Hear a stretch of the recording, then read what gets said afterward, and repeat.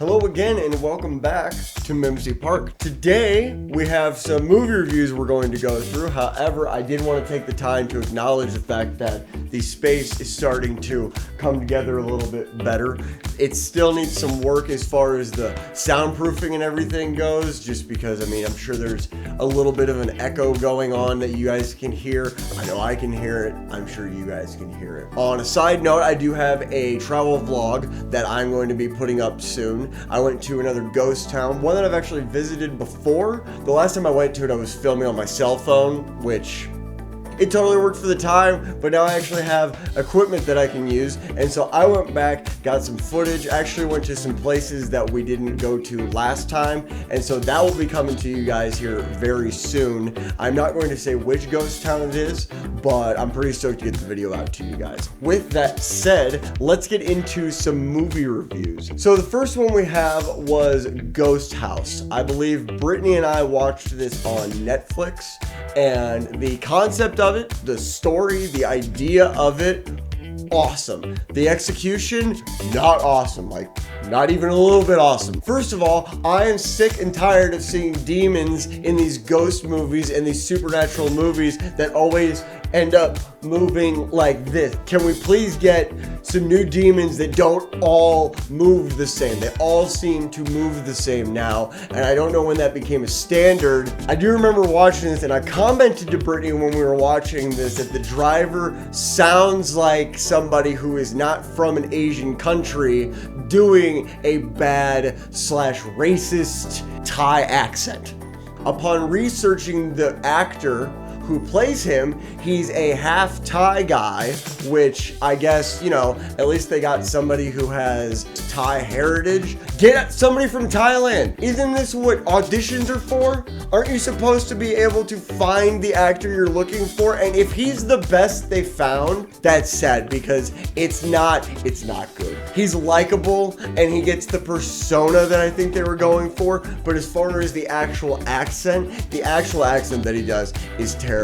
You couldn't find a B-list or unknown Thai actor to play this guy. It just completely takes away from the immersion almost right off the bat. Grabbing drinks with strangers in a foreign country when they initiate the conversation is exactly what you are not supposed to do when you go and visit a foreign country. This is how all of these movies go. Somebody goes to a foreign country, usually young Americans. They meet somebody in that country who's either from there or been there forever, and then they befriend them. I just want to see the one person that goes, no, not you. After they decide to go and hang out with these people that they just met, they deserve everything that happens to them. The cinematography leaves a little bit to be desired. I'm not saying I could have done it better. That's not what I'm saying. It's not terrible or anything like that. I'm not saying it was awful. I don't know if most people are going to watch this particular movie for that aspect, but it's just something that stood out to me. Every time something bad happens, Jim wants to go to a hospital or a doctor. Doesn't matter what it is. Doesn't matter what's going on. This dude suggests going to a hospital or seeing a doctor at least half a dozen times. It's like a one scene thing to where, something happens, you cut your arm because you got attacked by a ghost or something like that. It's usually something reserved for the very beginning of the movie when they don't know what's going on and they go, let's go see a doctor because we don't know what else to do. But nope. Everything. Jim wants to go to a doctor. Jim wants to go to the hospital. Jim really likes doctors and hospitals. Overall, the movie feels very general, basic, run-of-the-mill, touristy, supernatural movie in a foreign country.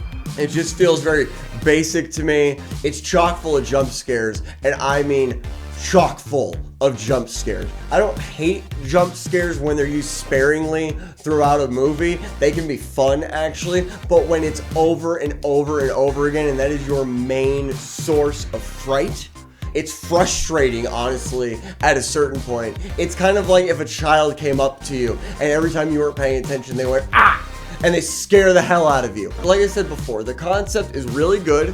The idea is good.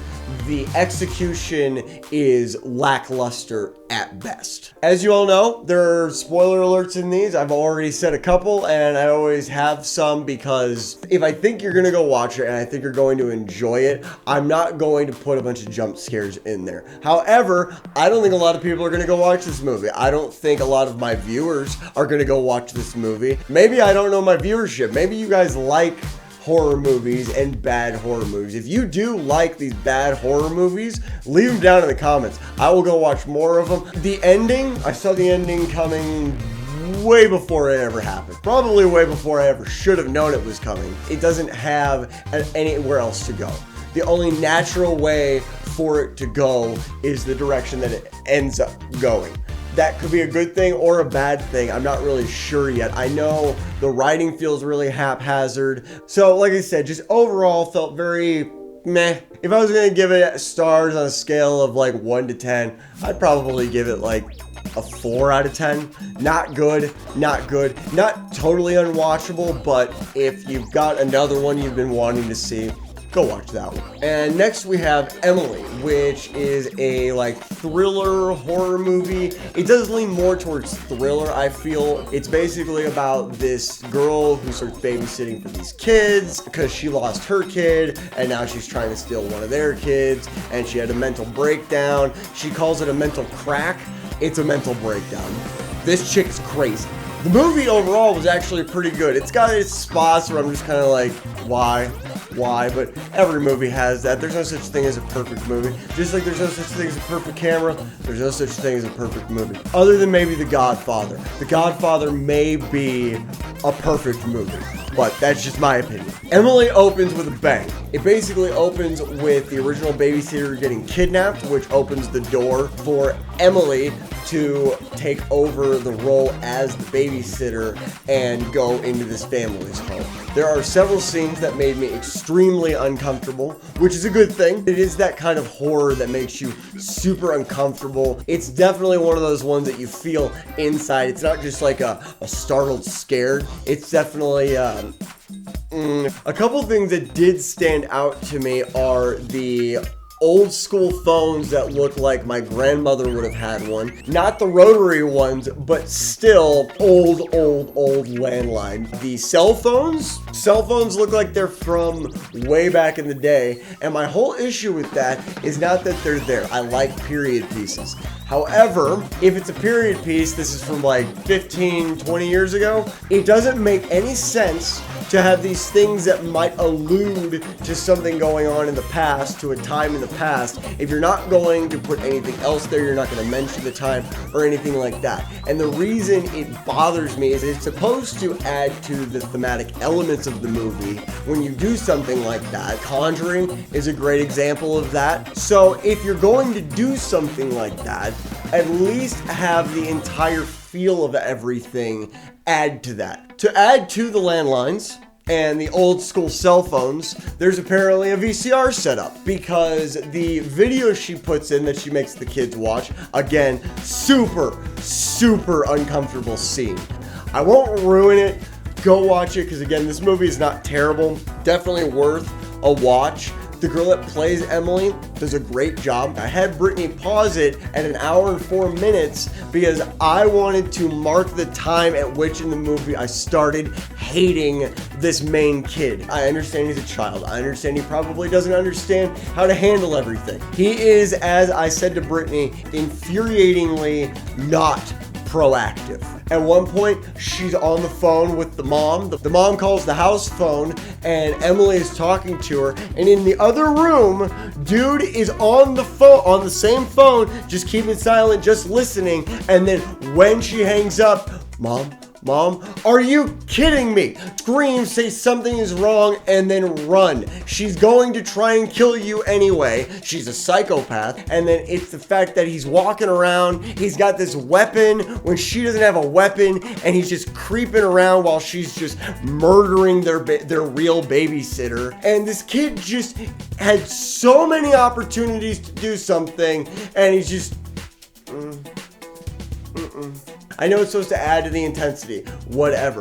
The phone thing is the one that really got me, where I'm just like, he's got it to his ear. Just say something to her. Just say something to her. Mom, help. Nothing's right. Something's wrong. And then hang up. Another thing that stuck out was the fact that he finds his dead babysitter in the basement and just has a total meltdown over the whole thing. And then she throws his best friend's jacket, bloodstained jacket, down into the basement, and he just looks at it. Well, that sucks. I will say it's acted well, it's shot well, the cinematography was good, the directing is good. It's got several holes in it. And then the last one we are going to go over is Titanic. I get crap all the time for liking this movie, but I genuinely, unabashedly love this movie. First of all, I was obsessed with Titanic whenever I was a kid, so there is that. But it's just a good movie.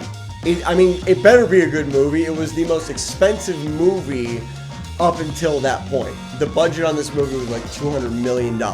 I'm sure everyone has seen Titanic. If you have not seen Titanic, go watch Titanic. If you have not seen Titanic in a long time, which I feel like is probably more reasonable, I feel like most people have seen this movie at this point, go watch this movie.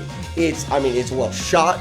The acting is amazing. Leonardo DiCaprio, I think Leonardo DiCaprio, up until the last few years, was one of the most underrated actors out there.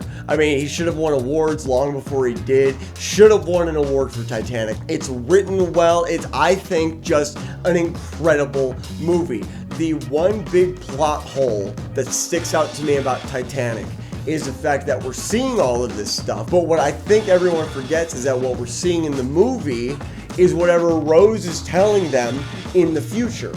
And so that doesn't make sense when you think about all the things that you end up seeing, all the scenes that don't have her in them. Like I said with Emelie, Emelie had plot holes that really stand out. This is a plot hole that you almost don't realize is there, or you can almost forgive or forget that it's there because everything else is so well done. James Cameron was having in-depth conversations about the characters of the extras in the background because he was so adamant about accuracy and about staying true to the story overall. The scope of the movie, the CGI isn't terrible considering how old it is. A lot of CGI from that time, you go back and watch it, and it's just not very good. These sets are amazing. The acting, the costumes, the environment. It's not a cheesy love story. It's definitely a love story, obviously, but it's this love story that's encompassed by everything that's going on with the Titanic, with everything that happened with the Titanic. And a lot of the characters you see in the movie were actually real people. Some of them you just see for a split second, like at the very end when you see that old couple in their cabin in bed holding on to one another. Those were actually the owners of, I believe, Sears in New York, or Macy's in New York. And the woman was going to get off. The husband couldn't get off. And so she said, well, if he can't go, I'm not going either. So that whole scene is dedicated to them. It didn't happen exactly like it does in the scene, but it's basically a comment on these people that actually lived and that actually went through this whole ordeal. So upon watching it again, I love this movie. I love Titanic. As a 33-year-old man, I love Titanic. I know a lot of people give it a lot of crap, but like I said, if you have not watched it recently, go back, go watch this movie. It is a fantastic movie, albeit a bit of a lengthy one. But that is going to do it for movie reviews today, guys. As always, if you guys have a movie that you've seen that you want me to review, a movie you don't want to take the time to watch because you think it's going to be terrible, and you want my opinion on it so you don't have to go watch it, whatever it may be, go ahead and leave those movies down in the comments. With that said, if you like the video, go ahead and throw me a like. If you want to stay up to date on future videos, go ahead and throw me a subscription, and I'll see you guys next time.